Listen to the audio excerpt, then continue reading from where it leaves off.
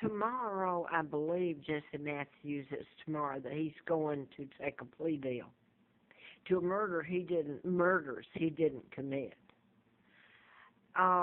This man was programmed, and I don't know how many people around here, including the media, doesn't know that.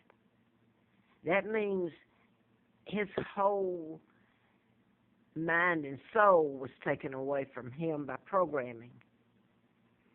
There's a whole list of these type murders. It's invisible, so how can you prove it?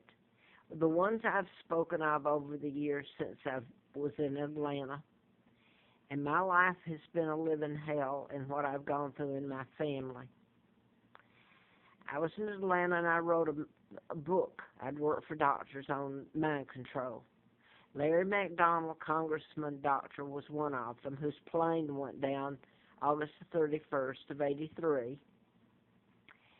And I was writing about forensic pathologist Warren and Rosina Matthews.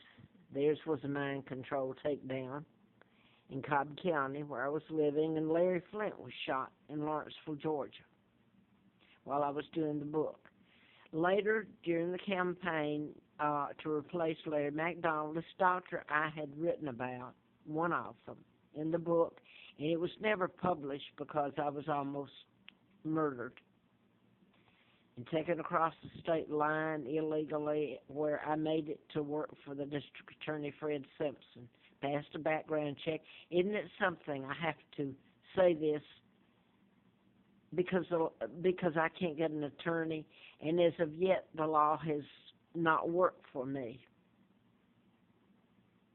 I hope it does before I die. I'm 77 years old. I came to Roanoke in 86, and I've been called every name in the book and every law in the book committed against me.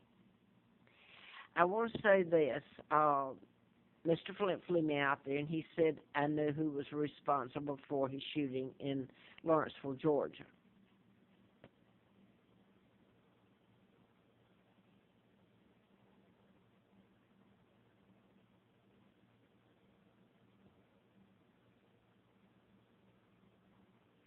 And that's got the name Larry McDonald there, and I'm not sure this is taking here, but in fact, I don't think it is.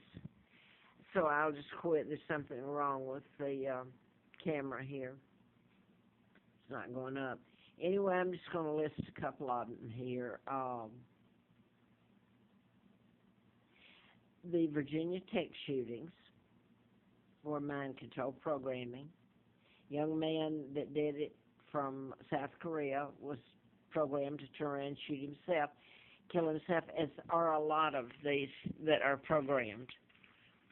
And this is the Sandy Hook, and this young man killed his mom and turned around after these shootings and killed himself. I wanted to just mention this. This is one of them, implantable biochips. This was Tex Mars wrote this. And, Timothy McVeigh, the Oklahoma City bomber they call him, who was programmed to, he's a victim, and he was put to death, stated the U.S. Army implanted a computer chip in his buttocks. Now, I don't know if people, you don't have to take my word for it. My part, to a degree, was writing about it and the things that happened to me.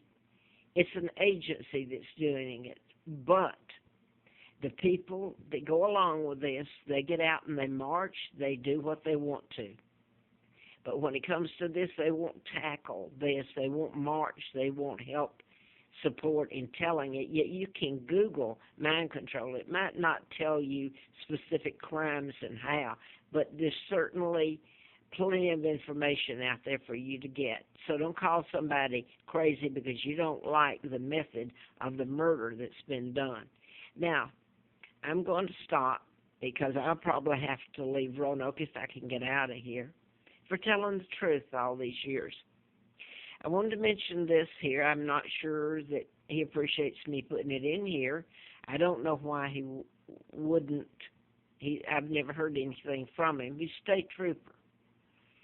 And his daughter Heidi and her friend David Metzer, were students at Virginia Tech, were shot and killed back in '09 when a state trooper and his wife took me to Corporate Suites over near Tanglewood.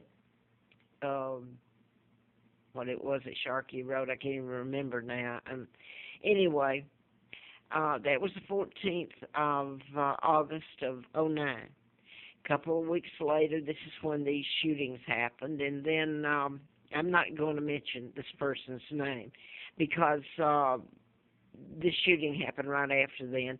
Then a couple of months later, I suppose it was, the murder of a student from there. And this is all I'm going to say. Jesse Matthews is pleading guilty tomorrow to a crime he didn't commit. He was programmed. And the blacks say Black Lives Matter. Then why don't they weigh in on this? So anyway, I like to say this on behalf of Hannah Graham.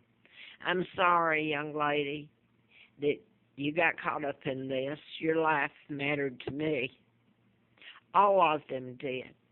But over the years, I've seen people react and want to push it under the rug and just wash their hands of it, like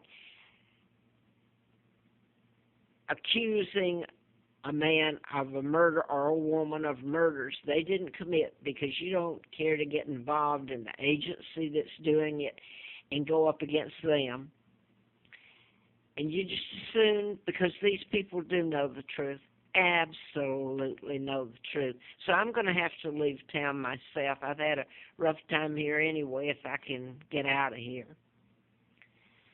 But to condemn another man when you know he's innocent, you just don't want to go up against the agency that's doing the programming. You'd much rather just wash your hands of him and say he did it. What does that say for mankind?